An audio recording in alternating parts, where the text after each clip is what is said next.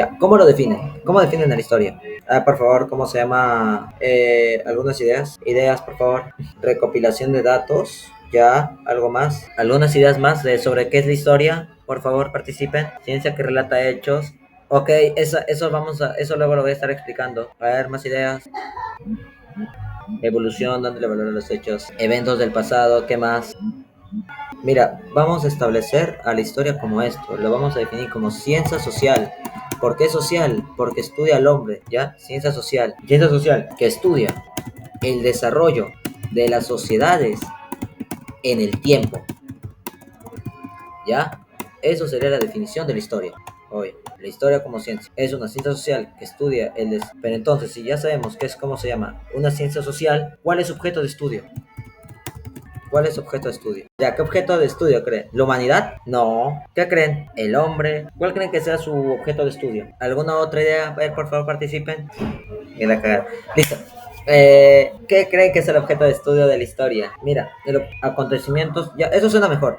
El objeto de la historia son lo que nosotros llamamos los hechos históricos, o lo que también, digamos, tiene otro nombre que serían los procesos históricos, ¿ya? Eso es como se llama procesos históricos, son cosas como se llama que nosotros vamos a estar estudiando. Pero a ver, si ya sabemos lo que es un hecho histórico, pero ahora especifiquemos, ¿no? Espérense, ¿no? ¿Qué es un hecho histórico? ¿Cómo definen un hecho histórico? ¿Qué creen que es un hecho histórico? ¿O cómo lo definirían? Algo relevante, bien, ¿qué más? Mira, tu definición está bien, es un suceso del pasado relevante, ¿ya? Pero, ay, me olvidé que acá, ya mira, está compuesto por contexto, ay, no me gusta, por contexto y proceso, ¿ya? Espérense, lo voy a estar. Está compuesto por contexto y proceso. ¿Qué creen que es un contexto? ¿Qué creen que es un contexto? ¿Un contexto qué creen que es? ¿Qué creen que es un contexto? A ver, por favor, a ver, respondan. No, no quiero sentir que estoy solo, no quiero sentir que estoy solo, por favor, respondan. ¿Quién creen que es un contexto? ¿Qué creen? Por favor, respondan, por favor, mínimo digan, wow, no sé. No, no, explicación de los hechos, ya, ¿qué más? Entorno, suena mejor. El contexto es el espacio y el tiempo en el que ocurren los hechos históricos, ¿ya? Por otro lado, se me fue. Ah, ok. El proceso, ¿qué es? ¿Qué creen que sea el proceso? ¿Qué creen que sea digamos, el proceso? El proceso de desarrollo de algo. Ya, ese proceso, ¿por qué sería basado? Eso estaría compuesto por causas, por, ¿cómo se llama? Se podría decir por un desarrollo y por consecuencias. Eso sería lo importante de lo que está compuesto un hecho histórico. Si se dan cuenta, estoy explicando detalle tras detalle de cómo se trabaja un proceso histórico, porque así se tiene que trabajar. Esperen, dejen el mínimo objeto de eso. Así lo voy a ordenar ya. Listo. Acción y reacción, exacto, Melanie, muy bien, muy bien. Sigamos. Esta historia tiene un padre tradicional y un padre científico. Yo les pregunto hoy, ¿cómo creen que se llama este padre tradicional? ¿Cómo creen que se llama este padre tradicional? A ver, participen, por favor, participen. Esta es la última clase de hoy y es la clase en la que, digamos, quiero que pregunten, porque sé que ese es el curso, ¿cómo se llama? Que la mayoría se complica por cosas que tal vez no les deja claro. A ver, ¿qué creen? ¿Cómo creen que se llama el padre cómo se llama de la historia tradicional de la historia? El padre tradicional de la historia se llama Heródoto, con su libro Nueve libros de la historia. Punto seguido. Se le considera padre de la historia porque narra los sucesos. ¿Cómo se llama Heródoto? Ay, se me fue el nombre. Porque narró los sucesos que pasaban por su entorno. Así se le podría decir, ¿no? Entonces, así le pondré, sucesos de su entorno. O sea, él solamente se encarga a narrar, ¿ya? En cambio, el padre científico es Tucídides. ¿Cómo se llama? Con su libro, Historia de la Guerra del Peloponeso. Con eso, punto seguido. Se le atribuye, así también lo voy a decir, el principio de causalidad. Acá, entre paréntesis, especificaré por qué se da un suceso histórico, por qué se dio el suceso. Listo. Así podemos definir al padre de la historia tradicional y al padre científico de la historia. ¿Hasta ahí se me ha entendido? A ver. ¿Hasta ahí se me ha entendido? ¿Hasta ahí se me ha entendido? ¿Se me ha entendido? Por favor, por favor, por favor, por favor.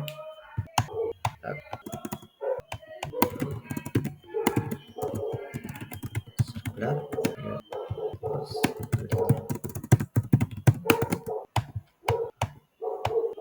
A ver, por favor, participen, participen. Necesito saber si me entienden. ¿Me han entendido si hasta ahí? ¿Se me ha entendido hasta ahí todo? Por favor, por favor, por favor. Algunos me dicen que sí, que sí, que sí, que sí. Listo, sigamos. Ay, Existe el tiempo histórico. El tiempo histórico se divide en dos. El circular y el lineal. El tiempo histórico dice que la historia tiene inicio y fin. Punto seguido. Ay, punto seguido. Esta se relaciona a sociedades prehispánicas. Como expliqué en lo de los mitos, en la clase de mitos y logos, ellos piensan que el mundo se puede acabar y que se va a reiniciar. ¿Me entienden? Esto es el tiempo histórico. ¿Hasta ahí me entendieron, por favor? ¿Me pueden confirmar? Y miren, les voy a dar un dato más. La razón por la que piensan que algunas culturas prehispánicas piensan que, ¿cómo se llama? Existe esto, es porque ellos ven que hay una dualidad en la naturaleza. Eso es algo que me faltó explicar en la clase de mitos y logos. ¿Y qué es? Por ejemplo, ellos dicen, ellos afirman que, por ejemplo, tú ves la naturaleza y te das cuenta que hay cielo y tierra. Hay, ¿cómo se llama? Hay fuego y hay agua. Hay vida y hay muerte. Ah, entonces, si hay vida y muerte, hay un inicio y un fin. Así surge el. En cambio, la contraparte, en cambio, el lineal sería más que nada los acontecimientos continuos. ¿Cómo explico el segundo? Mira, el segundo lo voy a explicar de esta forma. Esa es una línea de tiempo. Esa es una línea de tiempo. En esta línea de tiempo sucede suceso A, suceso B, suceso C, suceso C, suceso D y suceso E. Pero todavía acá, dentro de estos sucesos, hay suceso E, hay F, G, H. Son sucesos continuos. Son sucesos que en una línea de tiempo te vas a dar cuenta que aparecen tantos, tantos, tantos, tantos, tantos sucesos. ¿Me entienden? ¿Me entendieron hacia ahí? Hasta este momento, ¿me han entendido? Acá me faltó poner la importancia de la historia. En la, ello, la historia nos permite conocer el pasado, el comprender el presente y el proyectarnos al futuro. Esa sería su importancia. Pero ¿por qué es importante conocer nuestro pasado? ¿No han escuchado de esto que dicen, no?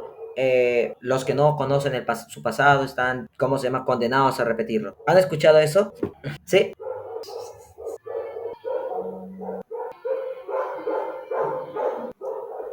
Entonces aquí es como nosotros podemos explicar todo esto. Entonces tú vas a conocer tu pasado para evitar repetirlo. Por eso, pero tú al estudiar ese pasado vas a comprender este presente en el que estamos. Y si tú ya ves cómo está el presente, tú vas a proyectar a que no ocurran los sucesos que han pasado en el futuro.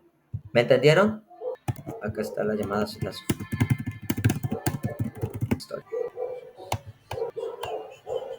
Hay dos tipos de clasificaciones para las fuentes de la historia. Están, digamos, según su origen. Están las llamadas según su origen. Voy a hacer acá una mini rayita, Tuki. Y también tenemos a según su forma. Se me fue. Según su forma. Según su forma. Según su origen. Tenemos a las fuentes. Número uno. Las fuentes escritas. Las fuentes materiales. Estas fuentes materiales, ¿cómo se llama? Son lo que nosotros conocemos, ¿no? Estos restos arqueológicos, no sé, se me fue el nombre. Ah, los restos arqueológicos, en los que tú puedes ver, por ejemplo, las tumbas antiguas de los faraones, las pirámides, etcétera, los cromlechs y los dolmens, el templo de Sacsayhuamán, etcétera, fortaleza de Sacsayhuamán, perdón, etcétera. Esas son las fuentes materiales. Luego están las fuentes orales, otras o testimoniales también llamadas. En fuentes escritas pueden poner que son las fuentes documentales, las fuentes de documento, etcétera, ¿no? Una acta de independencia, el documento donde está el discurso que dio Fidel Castro, etcétera. Esos son las fuentes escritas. Y las fuentes audiovisuales, creo que ya todos ya saben cuáles son, ¿no? Audiovisuales, etcétera. Ya. Estas son las fuentes Estas son llamadas fuentes, ¿cómo se llama? Clásicas, ¿ya? ¿Me entendieron?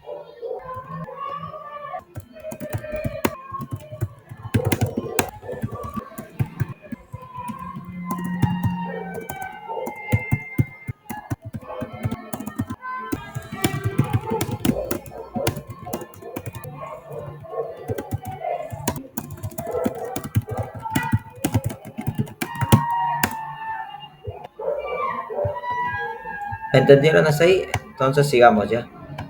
Vamos a hablar ahora de las fuentes según su forma. Según su forma, nosotros podemos, ¿cómo se llama? Hablar de la fuente primaria o también llamada primaria o directa, que no podemos entender que procede del mismo momento del hecho histórico. Por ejemplo, la peluca que usó Luis XVI, ¿cómo se llama? ¿Cómo se llama en el esto? Cuando lo iban a asesinar en la Revolución Francesa y lo condenaron a la guillotina, pum, ya esa peluca viene a ser, ¿cómo se llama? Un resto del momento, una fuente directa, una fuente primaria. ¿Me entendiste hasta ahí? Perdón por el ruido, perdón por el ruido que se puede escuchar. Sigamos. También existen fuentes secundarias o indirectas. Estas proceden de un tiempo posterior al hecho histórico, o sea, el análisis a esa fuente, ¿ya? Eso sería más que nada. ¿Hasta ahí me entendieron? Por ejemplo, quiero estudiar, no sé, por ejemplo, en una fuente secundaria indirecta, ¿no? Quiero estudiar, por ejemplo, el por qué Adolf Hitler y ocasionó una guerra. Entonces, cojo un libro de Norman Lowe que habla de la, por ejemplo, de la Segunda Guerra Mundial. Ah, mira, estoy leyendo un análisis, una investigación ya hecha, ya realizada. Eso es una fuente indirecta. Hablemos un poquito de la metodología de la historia, ya que la historia como tal también tiene método, ¿no? Al ser una ciencia tiene un método. Más que nada, para ustedes les serviría saber lo que es la heurística, espérense, la llamada heurística y la llamada hermenéutica. A ti le van a entregar, ya lo sabía, siempre me equivoco. Qué estudia la heurística? ¿Qué es lo que se encarga? Después del acontecimiento. No, hipótesis no. Hipótesis no. Después del acontecimiento se refiere que muchos años posteriores. Por ejemplo, quiero estudiar. Espérense. Ya, perdón por esto. Mi perro estuvo peleándose con mi gato. Se sigue peleando, pero sigamos, ¿no? Entonces, como digo, la fuente secundaria se basaría más que nada en algo después. Por ejemplo, yo quiero estudiar el por qué sucedió la Guerra Fría. Entonces, voy a buscar a una biblioteca y en esa biblioteca encuentro fuentes que hablan sobre por qué se causó, dónde surgió, qué acontecimientos pasaron, etcétera. Eso sería, digamos, una fuente secundaria. Sería un libro o una investigación ya hecha por otros autores o por otros historiadores. ¿Me entendieron? Ahora sí. ¿Ahora sí me entendiste, Melanie? Sí, listo, chévere. Como digo, vamos a hablar un poco de la heurística, ¿no? La heurística es la recopilación y la posterior, no, la recopilación de fuentes y su verificación. O sea, ver si esta fuente es fiable o no es fiable, etcétera, ¿ya? Eso se encarga la heurística.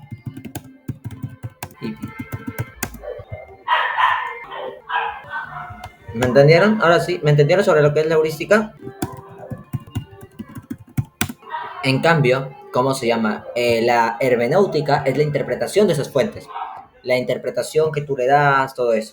Cuando hablemos de filosofía, de la historia de la filosofía, voy a hablarles sobre la hermenéutica y les voy a explicar cómo Gadamer explica todo esto, ¿ya? Eso sería la metodología de la historia. Por otro lado, podemos hablar de las llamadas ciencias auxiliares.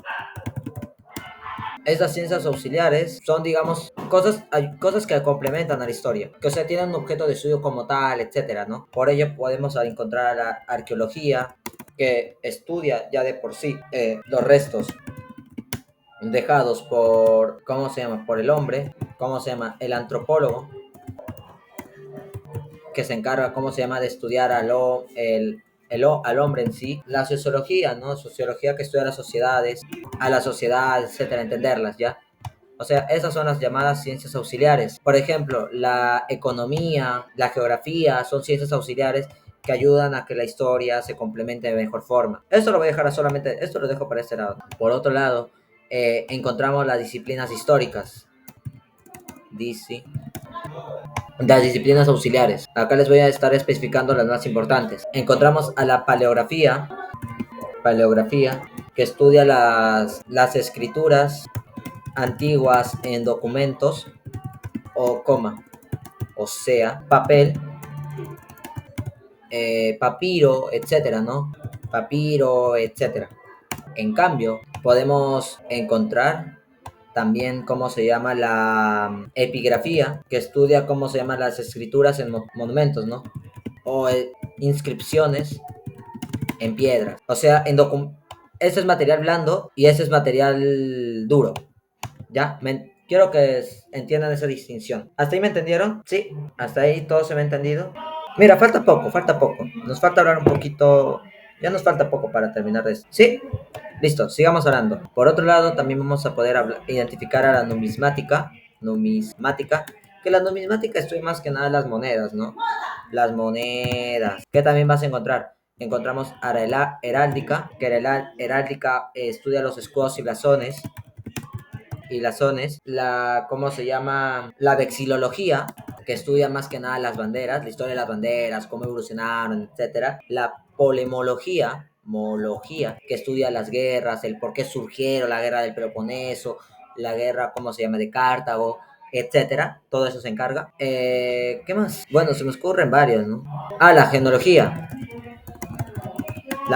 que se encarga del linaje, ¿no? Luego la cronología, la de datar sucesos, etcétera. Todo eso serían las disciplinas auxiliares. ¿Hasta ahí me han entendido? ¿Me han entendido todo eso? ¿Se me ha entendido todo eso? ¿Se me escucha claro o escuchan un ruido detrás de mí? Justamente hoy se les ocurre hacer fiesta, maldita sea. Ambos, pero ¿se me escucha más a mí? Por favor, eso quiero saber. Ya, ahorita hay una fiesta de cajamarquinos por acá en mi zona, por lo que comprenda, por favor. No he querido que pase esto, pero listo, pasó. Hay que improvisar. Ahora sí, sigamos. Ah, material liso. Material suave, me refiero a que sea papel, papiros, por ejemplo, papiros médicos egipcios. Acá están, mira, estos son papiros. Y estos papiros los estudiaría ¿cómo se llama? Ay, la paleografía. En cambio, por ejemplo, la Estela Rosetta, en la que se descubrió los tres tipos de escrituras que vienen del antiguo, o bueno, los tres tipos de idiomas que vienen del antiguo Egipto, sería la epigrafía, material duro y material liso. ¿Me entendiste hasta ahí? ¿Sí? ¿Me entendieron todos hasta ahí? Mire, ya vamos a terminar. Vamos a hablar de las dos periodificaciones. Y mira, como ven, historia es fácil. O bueno, yo les voy a intentar explicarles de manera fácil, sencilla, etcétera, ¿no? Mira, por ejemplo, cuando hablamos de las periodificaciones, la mayoría de las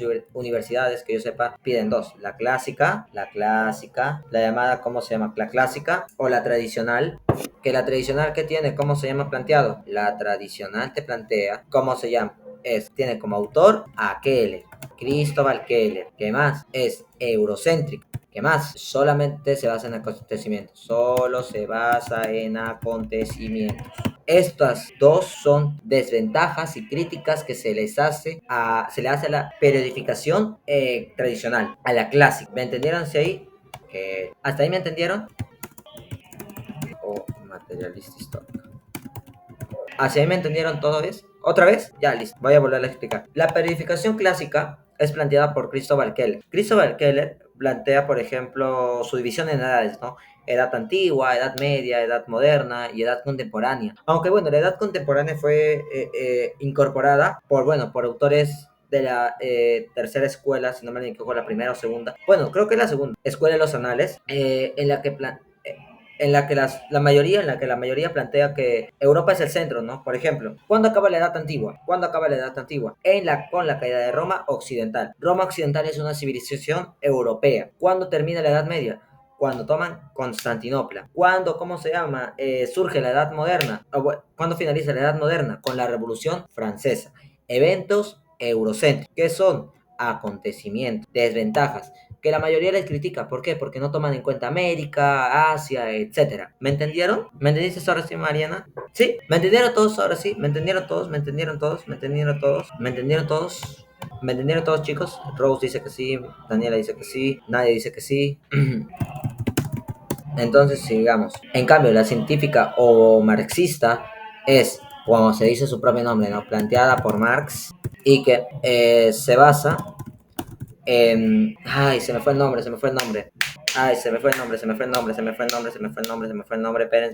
Se basa en estructuras económicas y por último, ¿cómo se llama? Si se basa en estructuras económicas, plantea que la historia es movida por la lucha de clases. Entiéndase la lucha de clases, ¿cómo se llama? Entiéndase que por la lucha de clases vamos a entender que todo esto surge, digamos, porque se enfrentan dos tipos de clases, ¿no?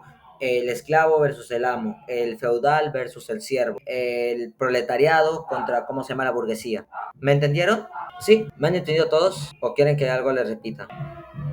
Ay, sí dolió. Todo quedó claro, ¿no? Bueno, tocaría hablar, bueno, no, tocaría ya hablar de lo último, de las llamadas escuelas historiográficas. Mira, esto no viene, ¿cómo se llama? Mucho en San Marcos. Que yo sepa, no ha venido, solamente ha venido una vez.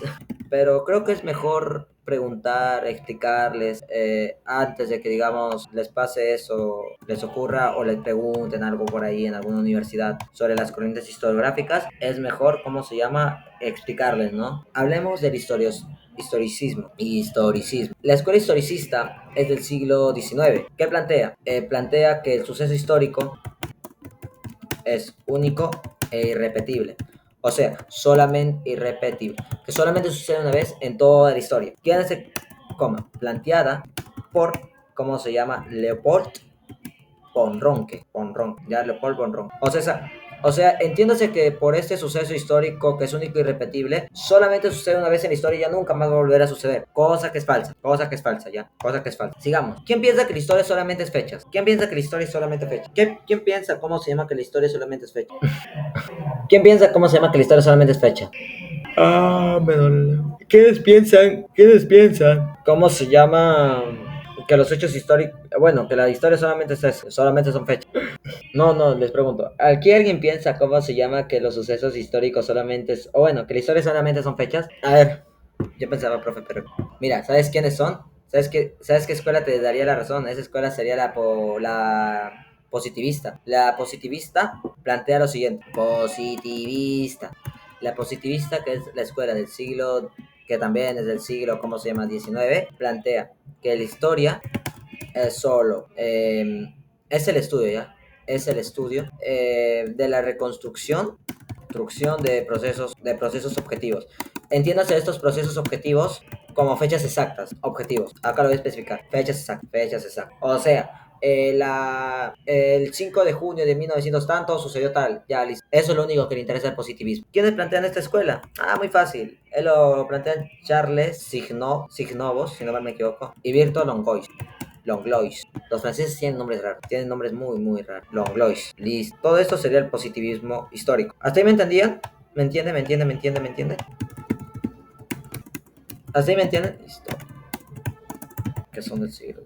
Este es del siglo XIX. ¿Me han entendido hasta ahí o quieren cómo se llama que les explique algo? Las-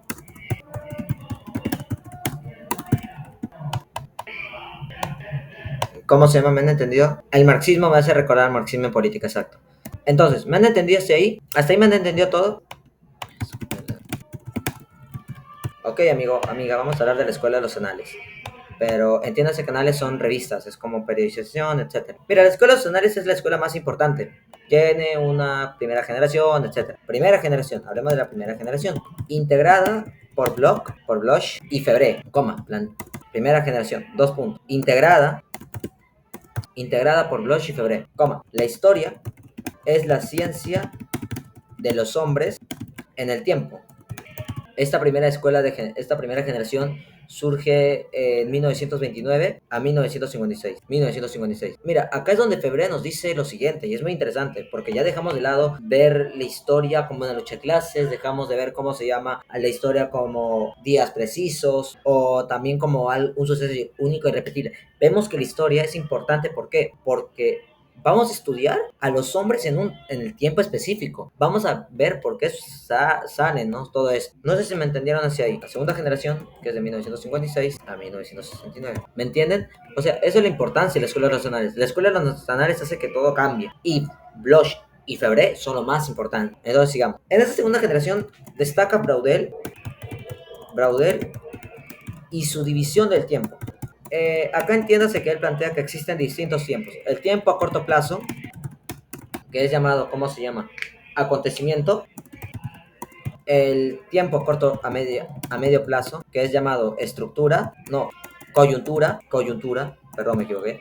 Y el tiempo a largo plazo, que es llamado la estructura. Ya acá.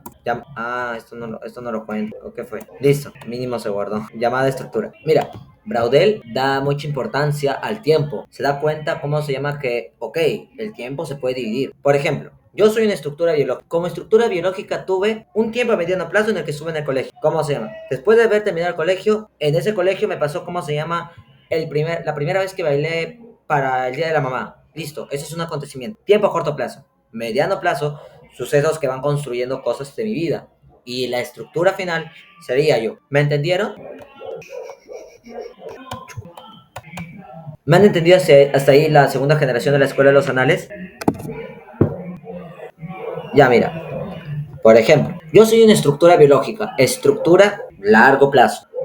Cuando yo tenía entre 6 a 12 años, 13, 14, 15, 16, 17, sí, más o menos, yo estuve en la primaria. Eso sería una coyuntura, mi coyuntura escolar. Cuando estaba en primaria, entré por primera vez a la sala de computación. Un acontecimiento. Tiempo a corto plazo, a medio plazo y a largo plazo. ¿Me entendieron? Ahora sí, ¿me entendieron todos? Nadia, Daniel, Daniela, Lisbeth, Mariana, Melanie. ¿Me han entendido? Rose. ¿Me han entendido todo? Sí, sí, todo ok, todo ok, listo. Chévere, sigamos. Y luego nos toca hablar de la tercera generación. La tercera generación, ¿cómo se llama? Que más o menos está datada. Espérense. Acá está. Que está datada de 1969. Oye, de 1969 a 1989. Destaca el golf. Tengan en cuenta que la escuela, ¿cómo se llama? De los Anales es en su mayoría francesa, ¿ya? Le Goff, y surge la nueva historia. La nueva historia, basada en las mentalidades. ¿Cómo podemos entender a Golf y su escuela y su generación? Ellos dicen que el hombre terminó por desarrollarse porque hubieron momentos que hicieron que su mentalidad cambie. Al inicio el hombre solamente se centraba en buscar explicación el por qué existe. Esa es una etapa, esa es una mentalidad religiosa, una mentalidad mítica. Luego, cuando el cristianismo se sentó, cuando ocurre la reforma protestante y se pone en duda la religión, ahí se rompe otro tipo de mentalidad. Esa es la escuela del Goff. ¿Me entendieron? ¿Me han entendido sobre la tercera generación? Por favor, ¿me podrían decir? ¿Sí? ¿Se me ha entendido? ¿Se me ha entendido? Mira, de manera mucho más simple. Ligoff dice que la historia pasó porque el hombre desarrolló mentalidades, tipos de mentalidades. Por ejemplo, cuando el cristianismo se acentuó durante toda la Edad Media, la palabra de Dios era lo único que se podía se me fue el nombre. Predecir, no. Se me fue el nombre. Predominar, no. Ay, se me fue. Se me fue, qué feo. No me acuerdo. Ay, ¿cómo se me voy a buscar ya? Decir sinónimos. Mencionar, ponerse, parlotear, recitar, sostener, anunciar. Ya, bueno, voy a poner enunciar ya. Enunciarse. Era la única palabra que se podía enunciar. Entonces, ¿qué es lo que pasa? Cuando llega Lutero con sus tesis, dice, la religión está en duda, te ataca toda la religión. El hombre que creía solamente en Dios, el hombre que solamente se creía en Dios, ahora tiene una mentalidad en la que dice, tiene razón, ¿por qué tengo que seguir a la iglesia? ¿Existirá ese Dios? Mira, la mentalidad cambió y se rompió. Esa es la nueva historia. Ahora solamente nos enfocamos en las mentalidades. ¿Me entiendes? Los incas creían en el Inti, etcétera. ¿Qué es lo que pasa? Mira, tú puedes, ¿cómo se llama? Decir, ¿cómo se llama? Que cuando llegan los españoles, ellos les hacen ver como, por ejemplo, que el Inti nunca existió. Su mentalidad cambió. No sé si me entendieron esa parte. Ideologías, exacto, ideologías. Entiéndase mentalidades como ideologías, pensamientos o algo que predomine en el momento. ¿Me entendiste, Ros? Listo. Entonces vamos a responder a estas preguntitas.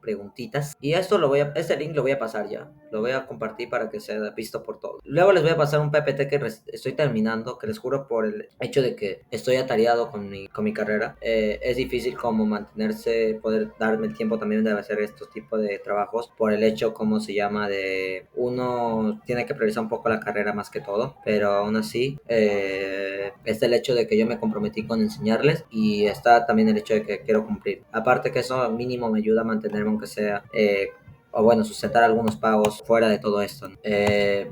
Revisemos cómo se llama esto. Mira, por ejemplo, pregunta número 1. La ciencia histórica se caracteriza principalmente vayamos cómo se llama por la E, ¿no? Sintetizar la historia de las capas estratigráficas terrestres. Falso. Esto solamente se basa en la estratigrafía. Sigamos. Elaborar una historia completa de la megafauna. Falso. Estudiar científicamente los restos óseos de los primates. Falso. Eso se encarga de la hominización. Pero dentro de estos estudios de los primates, ¿cómo se llama? O hombres primitivos, eso ya es aparte, eso ya lo estudia otras ramas, no lo estudia la historia. Realizar un estudio ordenado de la evolución natural, no, eso se encargan los evolucionistas o los biólogos. Acá la clave sería la B, hacer una realización sistemática basada en fuentes históricas confiables que pueden ser verificadas durante todo ello. Sigamos. La disciplina auxiliar de la historia, denominada paleografía, se encarga de estudiar. Díganme, A, B, C o D. Melanie dice la B. A ver, por favor, por favor, por favor. Besito, besito, bien. Besito, muy bien, muy bien. La clave acá sería besito. Besito. Bien, sigamos. Mi profesión consiste... Vayamos con esta tercera pregunta. Mucho texto. Vayamos a leernos, ¿no? Mi profesión consiste en hacer preguntas sobre el hombre de hoy, y en tratar de darles una respuesta considerando el comportamiento de nuestra sociedad en una etapa anterior de su existencia. Para ello, interpreto vestigios. Este material me llega previamente tratado por la erudición y yo debo afinarlo. Pero cuando lo manejo, debo respetar unas reglas prescritas por la moral de mi profesión. Así estoy obligado a utilizar todo el material disponible y a no utilizar más que eso. No puedo falsificar complementos, tampoco puedo, lo cual es más difícil de evitar, apañar un determinado elemento que me molesta. Y si la masa es tan considerable que no puedo emplearla totalmente, sí estoy obligado a elegir. Mi elección no debe ser arbitraria. Cualquier otra cosa en el fondo me está permitida. Y en especial, si no digo disparates, estoy autorizado a imaginar. De la cita extraída del texto de George Duby, podemos concluir que, vamos a leer, el historiador usa únicamente aquellas fuentes que no han sido estudiadas previamente. Eso es falso. El historiador tiene que buscar emplear todas las fuentes posibles para poder realizar un estudio objetivo, un estudio completo, todo ello. Sigamos. El historiador puede usar arbitrariamente las fuentes para ajustar su hipótesis inicial. Falso. Tiene que utilizar todas las fuentes disponibles. Los investigadores no pueden imaginar hipótesis. Falso. No existe ninguna relación entre la sociedad actual y las sociedades pasadas estudiadas. Eso es falso. ¿Por qué? Porque al final vamos a terminar por comprender de alguna u otra forma que por eso ese es el fin de la historia, ¿no? La importancia de la historia. Comprender el pasado, estudiar el pasado, comprender el presente para predecir el futuro. Por lo cual, acá la respuesta se basa mucho más en la ética del historiador y cómo tiene que usar todas las fuentes. Listo, sigamos. Las son, en primera instancia, las huellas del pasado que han llegado hasta nuestros días y que le permiten al historiador reconstruir la historia. Esa es la pregunta más fácil que encuentro. Clave de la, ¿cómo se llama? De la 4. Clave de la 4. Clave, a ver, ¿qué dicen los demás? ¿Qué dicen los demás? A ver, ¿quién dice? A ver, por favor, digan claves. Avión, dicen. Daniela dice avión. Avión, dice Daniela. ¿Qué más? Por favor, comenten los demás. La clave acá sería la A. Ciencias auxiliares permiten enriquecer la investigación, mas no ayudan a estudiarlas. Por ejemplo, ¿cómo tú vas a hacer una investigación histórica? Primero teniendo tus fuentes con las que vas a poder luego emplear las ciencias auxiliares. Por lo que vayamos a la última. Acá la clave, ¿cuál es? Enano. Muy bien, Elena, muy bien. La clave acá sería enanito. Marc Bloch y Lucien Febvre son las que abren y los que crean la escuela de los anales. Es por ello que son los autores. Y listo, ¿no? Como diría mi